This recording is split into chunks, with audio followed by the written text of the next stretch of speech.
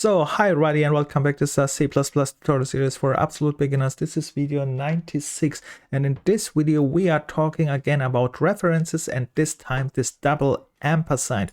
But we will not talk about this too much because you need to read a lot in a good C++ book or online because this double ampersand requires theory to understand it full, but in this video, we are just trying to understand it in a practical way, which means not full, only with a thumb rule, and that helps us to start, and later you will fill all the holes when you get better. So let's get started. But before we get started, let's scroll here down to these three places, and these three places are how we can't use a reference. It says here because references are not objects, there are no arrays of reference, so we can't reference an array. Okay, no pointers of reference. Okay, we have not discussed pointer, we will discuss in the future, and no references to references. And that one I wanted to point a little bit out because this one can irritate, because we are talking now about this double ampersand, right? This will be a reference, and this one, careful about this one, it looks like a double ampersand already, but it is not. It is a reference to another reference R. And we have to be careful later. That was just one thing what I want to point out. And now, let's go and see what first of all, double ampersand is. What is this reference? The first reference I said was a reference which was called L value reference, which means basically we have a storage type behind the scene, and a double ampersand is an R value reference, which means we have not a storage in behind the scene. So this is very hard to grasp at start, but let me show you what I mean with that fast. For example, this was what we created in our last video. We created here some things, but let's concentrate us to the storage. What I mean with storage behind the scene. For example, here, this variable, you can see it is just an integer variable with my telephone number and an assignment of 0. This variable here in front creates behind the scene a fixed storage place where the compiler will all time assign your value. What I mean with that, this variable has a storage behind the scene. Then if you assign a value, for example the 0, it will all time go to this variable storage place and put it in. Later you assign a new value. For example, here this was the more complicated version, but this one works the same way. This one is our reference assignment, which means you take here this variable name, it takes here in as a parameter, and this parameter, also it comes from here as an argument actually. It sends here, and then as an argument it will be this number here. It's 0. So, and then it uses this one here, and it assigns here a new value. And because this is a reference, it goes back here and it jumps exactly to the same storage place where this variable was declared behind the scene, and saves this value 555 here. So in short, all time when you see a variable, it has a storage fixed in your computer anywhere, and the compiler knows exactly where this place is, because that's why the compiler can find it easy, assign it easy, and use it easy. So L values are most time values where there's a storage. And think about it, a variable, it's the easiest way at start, and later you can go and understand all the other ways too, but at start a variable has a storage and L values need a storage. So what the hell is then an R value? R value says you have not a real storage place in your computer. So can this work? I mean, can this work that a value have not a storage in my computer? Actually, yes. Let me show you what I mean with that. This value, what you are using right now at this point, has not a storage. And what I mean with that, let's compare this 0 here with this variable here. This variable is created behind the scene, right? It has now, the compiler knows I know your storage place because I created you more or less. And I will assign all values to this storage place. But this value here is created of nowhere. We can say at start, we say of nowhere. I mean, it is just used by the programming language, which means behind the scene, this value is created from a storage also, but from a free place, and we don't know where it is actually. It has also a storage, but not a fixed one. So you can think about it. This one has definitely a fixed storage, and this one is just used by the program here. So let me show you this as well. For example, I can write here 5 and make here a semicolon. I save this, and this will cause not a problem. And you see the program works fine, no complaint. This literal 5 here, this number 5, it's called also literal in this case, but this 5 is just used. There was not the compiler search not a special storage place or whatever. It says, okay, I create this 5, I look any free place and I just use it. So, but when we are going to use this one, that's not working. This, the variable is the declaring of variable means you create a variable, you assign a fixed place, and the compiler, when it wants to read this variable here, it will try to find all time this fixed place in your computer. So that's enough for start. It's a little bit confusing, but I said this topic you must read on a very good book. It's a little bit at once, so it's a little bit not too at once, but for starters it's a little bit more complicated compared to all the other topics. So if you want, you don't have to understand this at start fully. Even good programmers, they know it, but they don't use it. They try to skip all time this ampersands, because I won't show you now an example, and then you will see what I mean. So let's go here and watch an example, but we are not using these examples here down because they are a little bit more complicated. They are again referring to other things. Oh, let me see, perhaps this one here.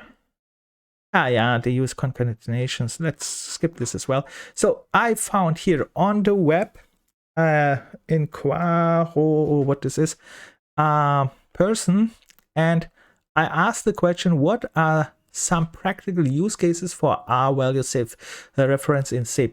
And this guy here, this Chris Raid, gave here a very good answer, but actually he gave more than one answer. Here's what the first place here on top, and then a second one. The second one we skip because it includes struct pointers. It's a little bit more complicated, and that's why we are just using the first part, which is perfect and easy to understand. So what he says here, a reference must be bound to a real object with storage that currently exists. And that was the thing what I tried to explain you. I copy this one here and I paste this one here, and I try to explain his example. So because he made a very good example for starters, and you can see this one is not working. He said you're no good. And let's copy this line also, because this is very important too. And we write it as a comment and paste it. And you can see he says a reference must be bound to a real object with storage. So this one is not working. We learned this in our last video. Why is this not working? Let's repeat this line. Because a normal reference, this is just a normal reference, what he used, must be assigned to an already existing object. It is not working, and that's why we have already this error here. It says here reference variable requires an initializer. Initializer means an existing object. That's why we can kick out this one. This one will not work.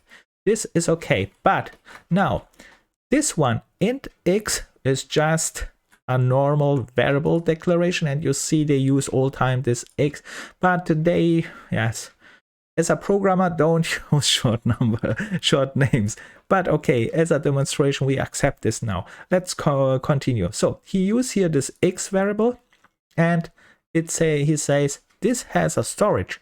Yes, that was the thing what I tried to explain a moment ago. So I tried to say, if you create a variable, the compiler creates behind the scene a fixed place in your computer, and this is then the storage place, and he will assign values this. And you can see, okay, he says this is okay, and then what he's doing now is that what we learned also in our last video. He is just assigning used a reference and assigned this x to an a. All right, we learned what was that. Let's repeat this fast. Here we are creating a reference which is called a, and a is an alias for x now, which means I have this a has now the same storage of x. So x is created behind the scene, and a is an alias for x, and a has the same storage now here like x, which means if I change a, I change x. That was the thing what we learned in our last video. That was a repetition. That's all time good. Sounds a little bit complicated. It's not if you understand it, because then it's very easy, but you need a little bit trained to understand it probably full. So let's continue with his example, because it's really good, and we need just this one here actually. Let's copy this one out, and this is very good to understand this yes, this thing. But has he a function here? Yes, he has. So which means I have to put this out of main. I can't use it here. That we learned too, right? So let's make here a little bit formatting. Well, let's kick this all things out. We don't need them. Let's keep it so we make it a little bit more complicated. That looks like I did something. I did work. So let's continue here. So what he is doing now is he creates a normal function. We learned this is a normal function. You can see with a return type. He used the return type, and he used these parameters here, and he adds this and returns in an int. Okay, so far nice. We know this. That's very easy to understand, I hope. And then what he's going to do here down, he creates a variable with 4, and then a variable with the value 6, and then he tries to assign to this variable y a new value, and he's calling a function for this one, and it says it works. In our case, it's not working because we have to call this one probably in our int main. Now I'm really getting rid of this one. Yeah, because we really don't need this one here. Yes, let's get rid of this one. Was too complicated all anyway.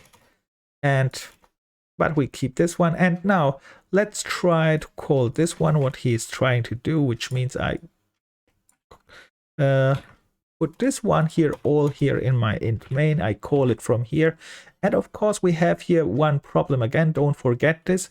If you put this here is a function call, and all time when there is a function call, make sure you make a forward declaration, because when I press start here, you see it will complain, but it complains probably more about this one, but that's not true, because if I uncomment this one as well and start, this one will still complain.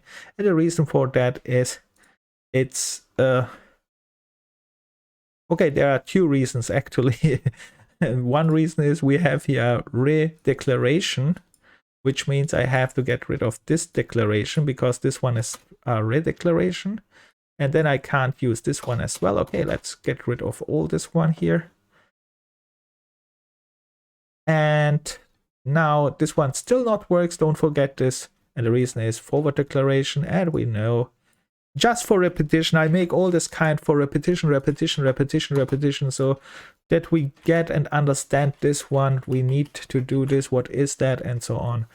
And it's train, train, train. You have to do this to try to do a lot of this kind of stuff, because the more you do, the better you get. That's the easy formula here.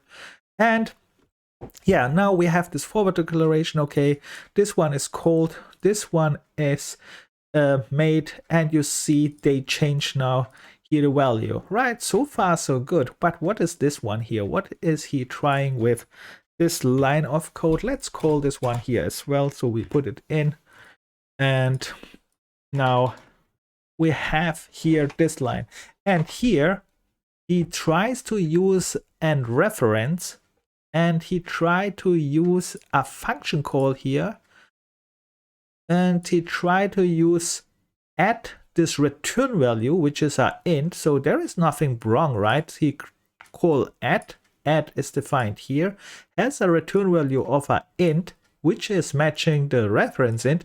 That's perfect. And these are arguments which are here on top he's using and putting then later here in this definition, and it returns 4 plus 6, which is 10. So our return value here is 10. And wait a minute, why is this not working? Question is now why we have here a problem. So in addition, what he is really trying to do here is int ampersand. Let's see if we can do this one. Where's the ampersand here? And then a is equal 10. So in a session in this one, he is really trying to this one, because all this line of code is the same like this one here. So, and you can already see it is complaining. And it says initial value of reference to non-cons must be an L value. And you see this L value, what I said, and then L value, R value talk. Read this in a good C++ book, and then you will have to read much, but it's a little bit complicated, so you can skip this and do it later when you are a little bit more at once, let's say when we have finished the basics. So, and let's continue. So, and in C++ they solve this problem because they still need to solve this one. They say, I still need a way to reference this one, because this is just a value. You can see this one will be later just this 10 here, and why is this not possible, they said in C++. And now they invented this double ampersand. For example, if I make here a double ampersand, let me see, this is working. Yes, it is working. And the question is, why is this working? And I said this double ampersand is using an R value. R value means not a storage value, which means this one has not a storage, right? 10 is not declared before the encoded is just used. And for our understanding, that's enough. That's not to make it complicated. So this one was not has not a storage type, so this one works with double ampersand. So let's get rid of this line of code that was just try to explanation, and let's see how they solve this. So let's read, so you can read here a little bit more. So he says this fails because this add is not binded and so on. But important is then here this. So they invented the R value reference. What I said is they had a problem, but they wanted to use this one. So in C++, they tried to solve this one because they wanted to make this function here still to work. And that's why they invented this double ampersand. And that was actually the solution of this one. And which means if you have something like that, you can make now here a double ampersand, and this one works now. It's okay. This one has nothing output. Okay, you have to make a use case here. Let's try to find a use case as well so that it makes sense. Let's see. Now it's no error. The error is gone because I use now a double ampersand. And now std say out a, for example, and this should work. And so, and it prints out interesting. It prints out 13. Why 13? Because y is 6 plus 6 plus 4 is 10, and then 10 is here added to no, it's 4 5 here. Sorry for that. It's 9, and then 9 plus 6 is what's going on? My math is very bad. So the 9, that's 9, and then 9 plus, let's see, 4 is 13. Yes, it was a little bit the other way around. So you see, if you put this one and then this one in, it will go 13. So with that said, again, last word for ampersand. You will not find this many times, but in future there are some cases where you will find it. And that's why we have to know it. And careful, one more thing here, perhaps. That was the thing. This one and this one are not the same. And you can see it is automatically an error because this one is a reference to another reference, and that is not allowed. And here, this one is a R value reference, and this one is creating an R value reference. That's a little bit tricky, can confuse as well, but not so hard. And important is it is not used that many times, but there are cases where it's used and you have to know it. That is just using, let's say at start, just values which has no storage. Later you will see there are more things to consider, but at start I think that's enough and a little bit complicated. More important is learn the normal reference first. Very good, because that's used almost all the time. The other normal reference, which I mean is this one, it's used almost all the time, and we will concentrate more on this at start.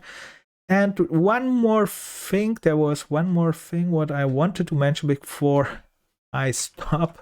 And the thing is, yes, that was the reason why this one is not used that much time is also you can skip it and make a workaround. So all time, if you have this one, there is another workaround with a little bit more code, but with standard rules, which is sometimes easier to grasp and to understand than this one. But if you understand this one very well, then no problem, because this one will save later also, yes, this pointer problems. And this one he is pointing out here as well when you continue read here a little bit down. But we have not discussed about pointers and so on, but here at this place he points out that there are problems with pointers and so, and yeah, you have to read this one. But this other example, what he's going to do here with struct,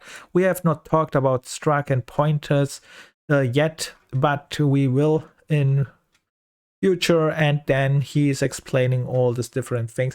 That's very good for starters. This explanation is very good for beginners, I think. And later, if you read the real documentation about R values and L values, you will see that is, yeah, a little bit more complicated, because it's talking more about the storage, how the compiler works, and the different cases and so on. But this one, yeah, you can skip at start, but you have just to know that this exists. This is an R value, and if you have to know it, just watch it online. With that said, I stop here. If you have any questions or any complaints, write it in the comments, and we see us in the next video. Bye and good luck.